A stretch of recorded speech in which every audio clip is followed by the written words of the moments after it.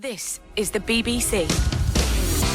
Simon Mayo, 88 to 91 FM, BBC Radio 2. Righty-ho, it's another Confessions podcast here from Radio 2. You know, where we have jingles that go like this. BBC Radio 2. And that, by the way, was ID Route 66. Anyway, so on with the confessions then, with a whole bunch of people needing a bit of forgiveness from our juggernauts of justice here. So this week's collection featured a tiny bit of something called Ticket to Ride before I realised I'd picked up the wrong confession. But in full length this week we have Me and My Monkey, Nights in White Latin, it's very good, Beg, Steal or Borrow, and... I haven't named this one. I love my dog as much as I love you. So, here they all are. Father Simon and the collected brethren, it's with a heavy heart that I now approach 18 years later, someone to share this story with and to perhaps receive the forgiveness I seek. I just realised it's the wrong... Is this one that hasn't been legal? Brilliant. I'll Yes. tell you what I've got. I've got part... You've got part one of a different story. Producer's You coming have? in. It's all right. Yeah, that's true. Don't worry. This is so well done. Come on, Will.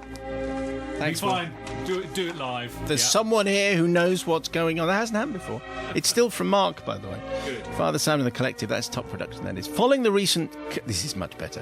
Following the recent car... I was going to read one out that had been banned. Really? Yeah, stamped. wow. Can't do that one. Father... We'll start again. Is it a different Mark? Or did he send two in?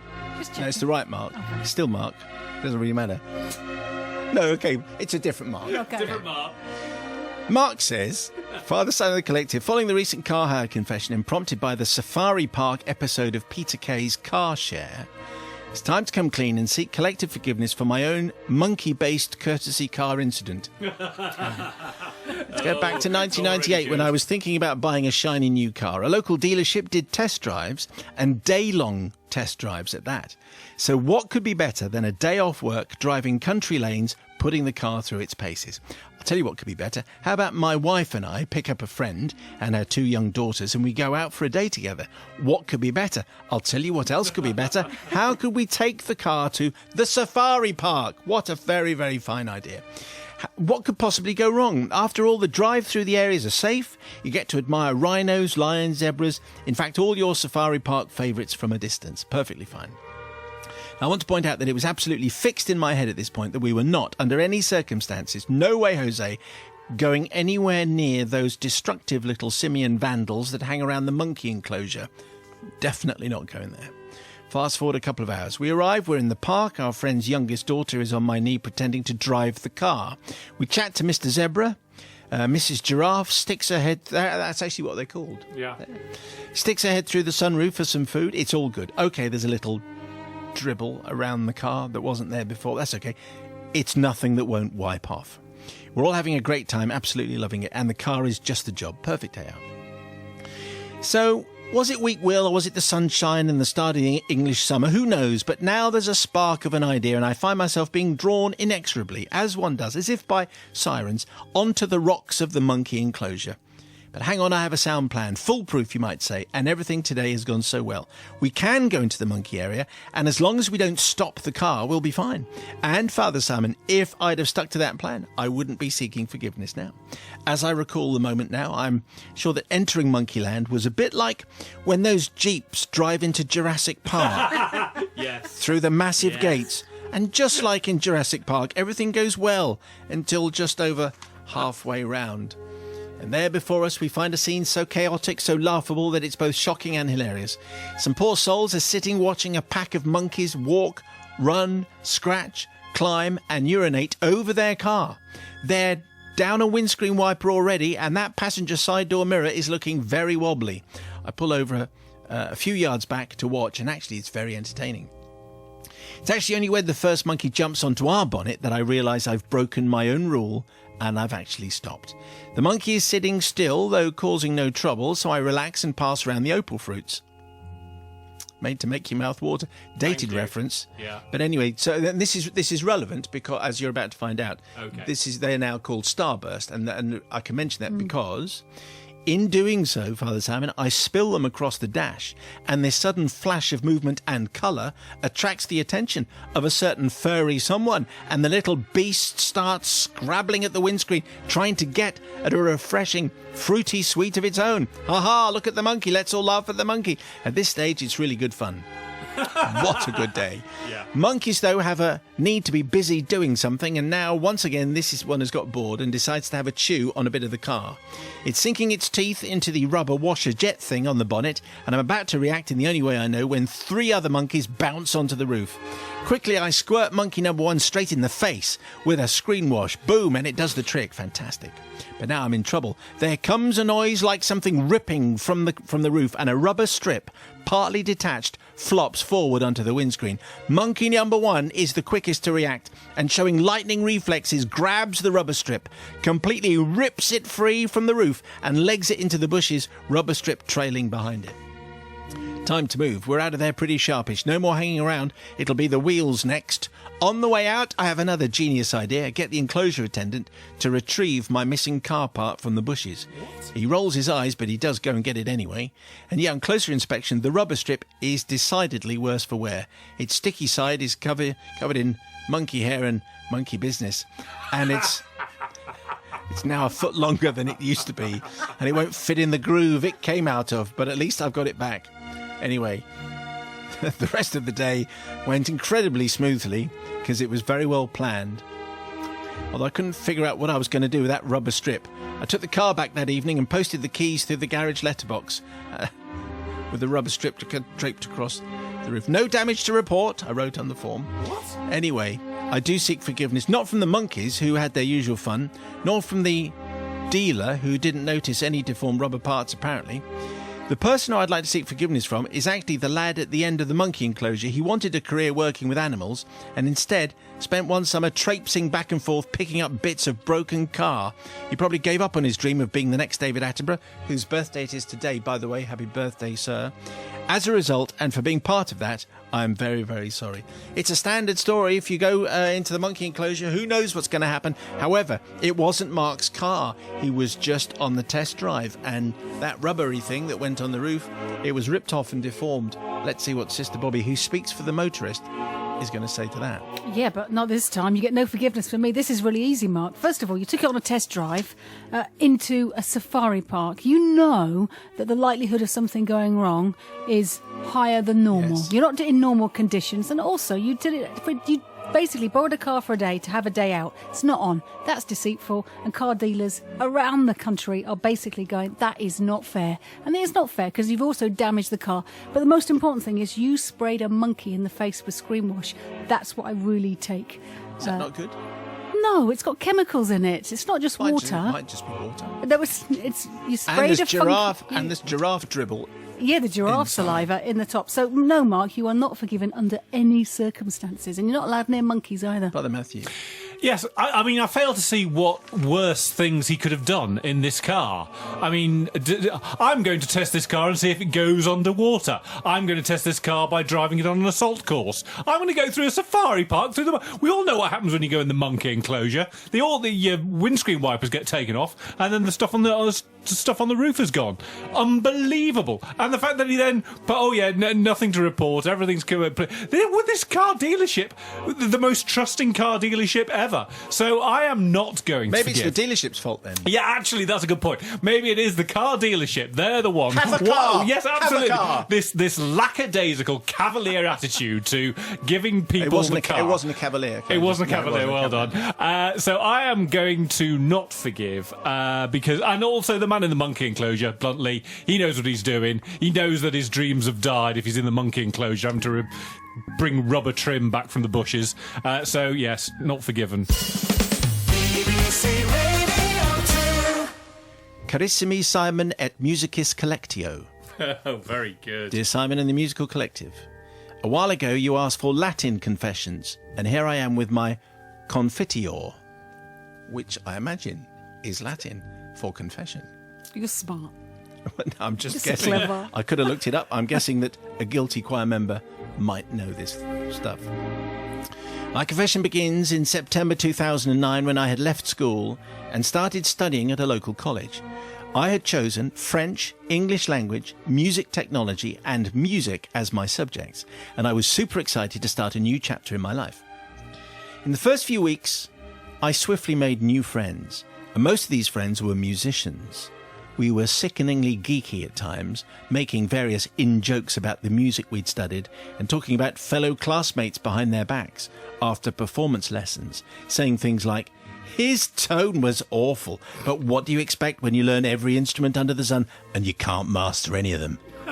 Useless. Ray Winston. It became a little bit Ray. It did, yeah. Started somewhere else, but it ended up with Ray.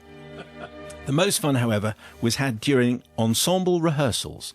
Our college was great for music and offered an array of groups such as girls' choir, wind band, that's an interesting thought, and the usual choir that was compulsory for everyone, much to some students' disgust. We had just started to look at Anton Bruckner's Three Motets, which is a classic. One of our favourites of the three was called Locus Iste. Now, we all loved it. It's a wonderful piece of music, challenging to sight read, interesting to listen to, and fun to perform for a variety of reasons. During rehearsals, we took a lot of time going over the Latin pronunciation. Okay, some said locus iste adeo factus est, locus iste adeo factus est. I said, not that, it's adeo, not adeo. Obviously, you get the idea. It became thoroughly dreary singing the same words over and over again. One day, after what seemed like an eternity rehearsing this blasted song, me and my friends decided to spice things up a bit. This had all come about after a few conversations which may or may not have occurred in the local pub between lectures. We realised that some of the words in the piece sounded like some other words in English. So we're supposed to be saying locus iste adeo factus est, locus iste adeo factus est. But we changed it to locusts like to stay all day they like to stay. Locusts like to stay all day they like to stay. Hey, stay all day. Yeah, they do. This, by the way, in case you're wondering, is the original. Okay. Locust iste adeo factus est. Stay all day. They like to stay all day. Anyway, you get the general idea. So this is Guilty Choir Member, an important and powerful classical piece. Hey, they stay all day. And they've changed all the lyrics. Very, very disrespectful. Now, I sung this version of the song both in rehearsals and in the final performance. Our hard-working director of music continuously threw puzzled glances in our direction, looking around the group of about 40 adolescents, trying to figure out why the choir's hard-practiced diction was so awful. The lyric changing, though, became a regular occurrence through the concert, and we managed to sneak in other, more obscure changes into some pieces. Now, you should know, and I'm sure Matt and Bobby will know, about the Chichester Psalms. Obviously. Oh, yes. Yep. Thank you very much. Well, in the middle of the Chichester Psalms, which is a very serious piece about the 23rd Psalm by Leonard Bernstein, I'm now going to, which I can now play you. Here we go. Oh. Okay, so that's basically how it goes. So the words that our choir is supposed to be singing are as follows: Lamaragshu Goyim.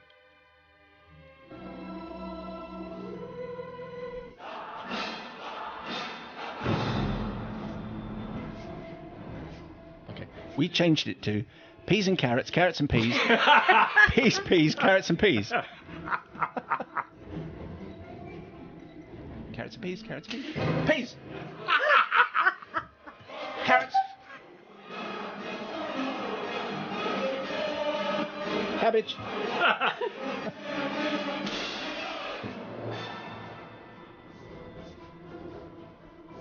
Carrots and peas. So, this is very good for the Classical Music Awards, don't you think? Anyway, by this point, I have to say, our choir master, who had spent long hours drumming pronunciations into us, looked fit to burst. However, it's safe to say that as far as we know, the audience just thought it was the usual kind of peculiar stuff that we sang. So obviously, we need forgiveness from our wonderful music director, who must have known something was amiss and must have wondered why the choir just could not pronounce foreign words for love or money. He may well have torn his hair out trying to work out who was behind the strange pronunciations. Well, it was me. Unfortunately, not long after we all went to university, the music department pretty much collapsed due to lack of funding. We hope this wasn't down to us. All of the students who took part in these antics are still working in music in some way or other, so it's a credit to our very patient teachers that we all did as well as we did. Done. Thanks. So a guilty choir member who has certainly brought some new music to our attention because I don't think Radio 2 has been playing the Chichester Psalms a lot recently. Not enough. And who knew about the carrots and peas, carrots and peas? Very entertaining. What do you say, Sister Bobby? Oh, it's tricky, isn't it? Because the whole trick when you change words is to change the words, but no one else really knows. So as long as the audience didn't know, that's it. If 100% the audience didn't know, because you're performing for them and they're obviously paying or expecting a certain quality, then I don't think you should mess with that. Did you ever have hymn practice at school? Vaguely, a million years ago. Everyone used to change a lot of words then. Yes, but the whole thing is the audience are meant to know. It's an in-joke. It's something that you find amusing to get you through. You do the things to get you through. So as long as the audience didn't know, then guilty choir member, you are forgiven. Okay, Brother Matthew. Yeah, I mean, no one listens to the words anyway, you know, and anyone who's going to spot that it's not Latin you're singing, those are precisely the kind of people that are a pain to be in the audience with. A Deo Factus Est is very wise thing. Yeah, it may well be, but I prefer the updated version. And there's a strong tradition of, you know, other singers deliberately changing lyrics to their own songs when they're on stage.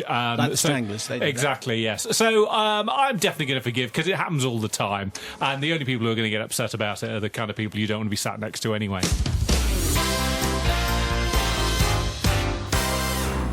Dear Father Simon, back in the 1980s, 1984 to be precise, I just started a new college and was obsessed with music. I'd buy an album each week if I could afford it. I'd pore over the sleeve, observe the artwork, learn the words to every song. A lot of people are going to be nodding. That's, of course, what you did in 1984. I had Prince, I had Japan, I had U2, I had all the greats. Some of the students swapped albums so they could make a cassette copy at home. Home taping is killing music. Or it is. Or not, as the case may be. But there was always a chance of the album being scratched, of course, if you lent it to someone, so you had to promise to take great care, and trust was a huge requirement. In fact, people borrowing records is where the Confessions idea came from in the first place, like 1989. Really? Yeah, Wow. it was basically an album amnesty. If you borrowed someone's record and you'd had it for 20 years, now is the time to give it back. Anyway, that's where it all came. So we've come full circle. Thank you, Sarah. There's a boy at college, let's call him Alan, who was also into his music. He saw bands and he bragged about them. Always seemed to have enough money for all the albums he wanted. For some reason, he took a mild dislike to me. I can't think why. I talked about bands and music, Top of the Pops, NME, Melody Maker, all the time. I knew about all the up-and-coming bands. I religiously listened to the Top 40 on Tuesday lunchtime. I was obsessed. But so was Alan, and it became a bit of a competition. One day, he came in with the latest album by a band called King. I had heard of them. Now, a number of people would be going, oh, yes. Now, this is Paul. It was Paul King. Yeah, he was in a band called Reluctant Stereotypes, who toured on the. There was like Two Tone did a beach special. They toured around the seaside towns of the UK, and the Reluctant Stereotypes were playing in there. Anyway, Paul King was the main guy there, and then he formed a band called King. Anyway, just passing that on. Yeah, well Thanks. done. A little bit too much 80s information. Sarah says, I'd heard of them. Anyway, he told me, and he told anyone who would listen, how great they were and how the new album was the best thing ever. This will be either Steps in Time or Bittersweet. Probably Wow, Steps knowledge. in Time. Money was scarce, Father Simon, that month, but I needed that album. Can I borrow it? I asked. I promise I'll be careful. No, says Alan piously. I asked the next day loudly in front of all the other students in the canteen, please can I borrow it? No. Please? All right then. He said, looking around, I'll bring it in tomorrow, but you have to look after it and I want it back the next morning. Anyway, Alan brought it in the next day and handed it over to me in the canteen. making a very big deal about how generous he was. I told him how grateful I was and I put it in my bag. He then went on about how he was the first to hear it and how he was so on trend with his music tastes and how ahead of the scene he was. Yeah. I had no choice but to suck it all up as I really wanted to borrow this album. When I got home, I took it out of its sleeve, I placed it on the turntable, had a good long listen. You remember it's this thing? This is it. Yes. This is the thing. And he looked like a better looking version of the child catcher from Chitty Chitty Bang Bang. Right. No disrespect, Paul, by the way. He went on to be, I think he was a video jock on MTV. Anyway, all that kind of stuff. Anyway, so there's Sarah. She's listening to the record. It was really as great as Alan said, and I almost forgave him for making me beg for it. The next day, I was looking for Alan in the canteen at lunchtime to return his King album. Spotting him a few tables away, I tried to get his attention. "Alan!" I shouted. "Alan! Alan! Alan! Alan! Alan! Alan! Al!" Anyway, "I've got your album." Alan didn't even stand up. I had to go over to him. And I remembered at that moment exactly why I didn't like him. Unfortunately, on the way over, I dropped the bag that his album was in, and I could see Alan look in horror as I bent over to pick it up. Handing it over, I said, "I loved it, it was great, thanks." But Alan was too busy grabbing the bag with the album in and checking it to answer me. He tipped the album to one side, and the record spilled out in 5 pieces. Oh, no. His face slowly went red, his mouth opened, but no words came out. Canteen had now seen the record dropping out of the bag in pieces. There was a slight hush and worried looks. A few students started to laugh. Can't remember the words Alan then eventually used, but I think they were loud and Anglo-Saxon. He picked up the pieces and he stormed out. I didn't manage to catch up with Alan until the end of the day, and when I finally found him, he was still so mad, I thought he would explode. Realising exactly how much trouble I caused, I then apologised for my deception. Now, you may remember I said earlier that I almost forgave Alan for making me beg for the album and for forcing me to listen. How much better his music taste how much better taste his was than mine. Yeah. The phrase being almost forgave. You see, Father Simon, I was studying art A-level at the time and was an excellent copier and forger. So as part of my cunning plan, I meticulously copied the label in the centre of the album on both sides, found an old 33, that's an album, a long player, for younger listeners, that I no longer played, and stuck the copied centre label from the King album onto that. Wow. Then I snapped the record into 5 pieces, tidied up the label, and then put it back inside the King album cover. The real record, meanwhile, went carefully inside the now redundant other 33 album sleeve to stay safe and unscratched.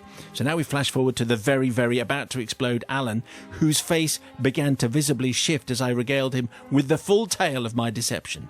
He looked closely at the label, and a weird, strangulated laugh came out of his mouth. I don't think he found it very funny. The next morning I took in the King album in the old sleeve. He snatched it from me very rudely, and we never spoke of it again. In fact, I don't think he spoke to me for a whole year. Ugh. Don't like the sound of this, Alan. No. So I would belatedly like to ask forgiveness from the humiliated Alan for causing him to lose his cool in front of a canteen of 16 to 17-year-old students, but also to ABBA, a fine band whose album I smashed up in order to perform this humiliation. Well, you know, it's quite a wheeze, I suppose, and maybe Alan had it coming, but music rivalries, particularly... Are you NME? Are you Melody Maker? Are you Sounds? Are you Disco 45? Anyway, these are the important matters. What do you say there, Jules? Well, I think it's quite obvious because Alan was a braggart and quite odious by the sounds of things. And it was a prank. You know, ultimately it was a prank. So I think I would definitely forgive. ABBA have got a bob or two, so I'm sure they won't mind.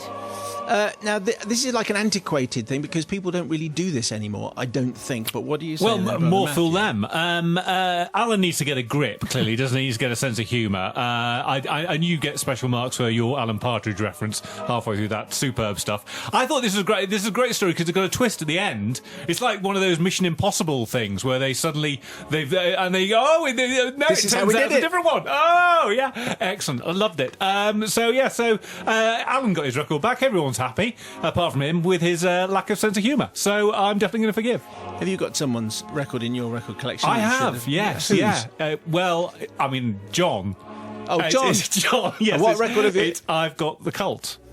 Still. How long have you had it? Yeah, well, it was Love album, so how long ago is that? It's got to be 30 years. 30 years. I'm sure John doesn't Time want to give it back? No. BBC Radio 2. Gather round, here comes another drive time confession. The novice is back in. All right, novice, how you doing? Lovely. Thank you. Oh, you're there. I was just trying to work out where you were just for a moment. It's me. So let's tread carefully through tonight's confession. It's just been it's absolute. Everything is perfectly fine. It's just been heavily discussed. Really? Yes, it's just been discussed. Got the lawyers in. Brilliant. No, it's not really. It's not really that kind of thing. Anyway, you're going to find out. It comes from Anne. Anne, thank you so much for tonight's confession. Father Simon, before I start, I must tell you that I am a registered veterinary nurse and an ardent dog lover. I cannot help but to stop and look at any passing dog with a feeling of joy in my heart for that particular furry hound. Due to my nursing background, I also cannot help but give animals a once-over as such when they come into contact. Is their weight good? Any behavioural issues? Are they limping? Are they healthy? Any problems that I can see at all? I'm sure you get the gist. It's my professional training. Anyway, on the particular morning my confession takes place, I was out walking my own dog, and as normal came into contact with different dog owners in the park. Now, walking towards me on this occasion was the most beautiful English Bull Terrier, and I immediately clocked his lean and muscular body. Good weight, I thought to myself. As English Bull Terriers can be prone to weight problems, which in turn can lead to other problems such as joint issues, heart problems and so on, it was extremely good for me to see someone taking such good care with their pet's health and well-being. I gave an immediate nod of approval for the owner. All well so far. This happy, cheeky pup bull looked at me with those soulful, engaging eyes that just eagerly pulled me down to his level so that I could greet him with a lovely hand to sniff, and sure enough, he was as happy as Larry to say hello, moving in closer to me for a welcome scratch, fuss and tickles. All the time, the owner, who I must say was a little stiff for the average dog walker, but anyway, he was eyeing me carefully as I came into contact with his treasured soul. Now, to anyone else, what you see is me, a fellow dog lover, giving big fusses and attention to the friendly, cuddly dog whilst engaging in some general chat with the owner about how cute and snuggly and cuddly he really is, and what a champion of a dog he is. However, inside me, I am in nurse mode, checking his nose, wet and healthy. Eyes, clear, normal. Ears, flick them back with a discreet movement to look inside. Yep, nothing there, all clean, all clear. Fabulous news. Skin looks incredible, no dandruff or inflammation, which is great because, again, skin disorders in the English Bull Terrier can be a problem, mainly due to the little folds occurring in certain places. This is an education, this confession. But no, not this chappie, who I must say is looking great, and again, perhaps testament to the owner's excellent choice in food. However, at this point, I am abruptly stopped in my clever examination disguised as a bit of gentle petting by the owner screaming at me, "What on earth do you think you're doing?" I said, "What?" He said, "What on earth?" And so on. It takes me a second or two as I quickly remove myself from the nursing head to reply, I'm... What? Sorry? Pardon? I just couldn't fathom for the life of me why this person was glaring at me with such scorn and with such horror. And then the penny dropped. In what I can only put down to force of habit, and without even realising it, I was actually, in fact, halfway through an examination of the dog's nether regions.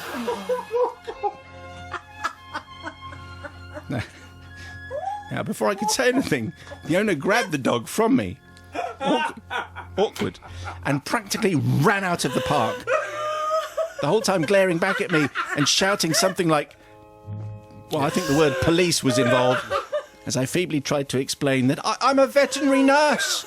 You should be thanking me. Everything is good with your dog. No lumps. Everything normal. Slightly different sizes. Everything's fine. It's the way it should be. I'm a nurse. Nevertheless, I never did see that owner or the dog ever again in the park. More importantly, I didn't have a knock on the door from the local bobbies about it either, which for weeks I was worried was actually going to happen. However, even though it was just a big misunderstanding, I do feel the need to clear my conscience and to ask for forgiveness.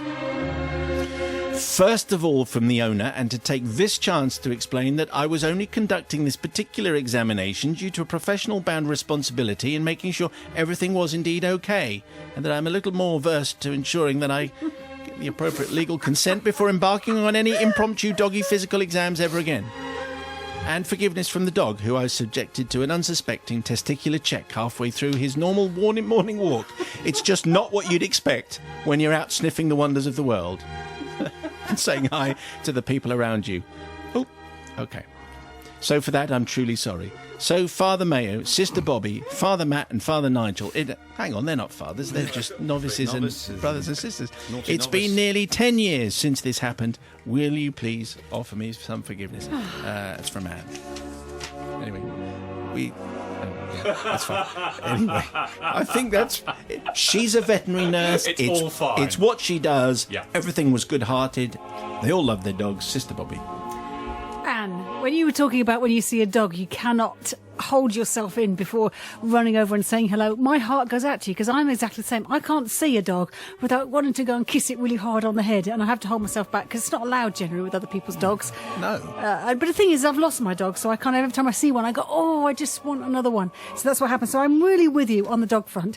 However, I can't work out how you mistaken the front for the back. Because if you're a veterinary nurse... Didn't mistake it. It was, no. Didn't. She was doing. She knew exactly what she was doing. Working down the body. Oh, I thought you'd made some mistake or something. I thought she was just working. She's not what are that you bad a doing? nurse. It's just. I think it was just her instinct that obviously when the dog comes along, you just want to give it a check. So the genuine wet nose was a wet nose. Yes. That's right. I was just checking that fact. No. That's all. That was good. No, it was just what she does. Just this is what her job is. So it's a stealth fuss, really. It's like, It's like taking the car to the garage. The mechanic's going to go. I'm sure I can. Yeah. Well, the thing is, Anne, Rummage around? I don't think you did really anything wrong with intent. However, maybe you should have had a chat with the owner because most of us know that not all dogs like a fuss anyway. So, and you are forgiven, but the lesson here is ask the owner first. Novice. And you never sleep or switch off. I mean, maybe you're a dog lover through and through. You can't do that.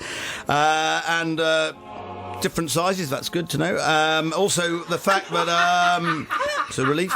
But what I thought, you've been thoroughly examined by the confessing quartet, and found on this occasion not guilty. Oh, not guilty from the novice there, Brother Matthew. Yes, it reminds me. Though, do you know, like in mafia movies, where they pad them down, but they make it look like they're embracing them, but they're actually looking to see whether they're wearing a wire. And this obviously is going a little bit further than that. But I'm minded to say that I'm going to forgive here because the dog was fine, obviously, and the dog also wasn't really expecting it. It was probably not expecting it, but perfectly healthy and very happy, no doubt. And maybe Anne, next time, say I'm a vet before you start rummaging around. So I am going to forgive. Well, they were this week's confessions, and we would like yours, please. Maybe some dark old secret inspired by one of those.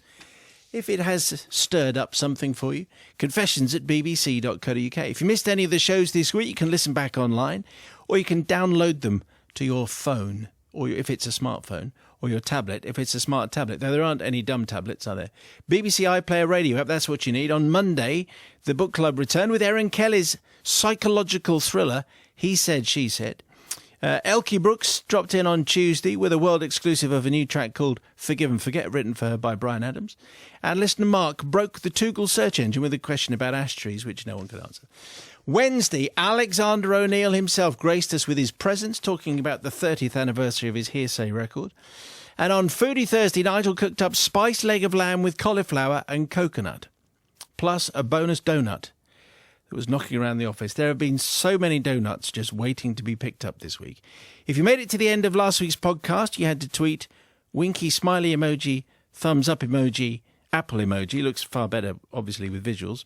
Thanks to everyone who did that. Kevin, Zoe, Catherine, loads of people who emojied or who actually just used the alphabet to say, yeah, I got there. Thanks a lot. Just showing you. This week's code phrase is Alan, Alan, Alan, Alan, Alan, Alan, Alan, Al.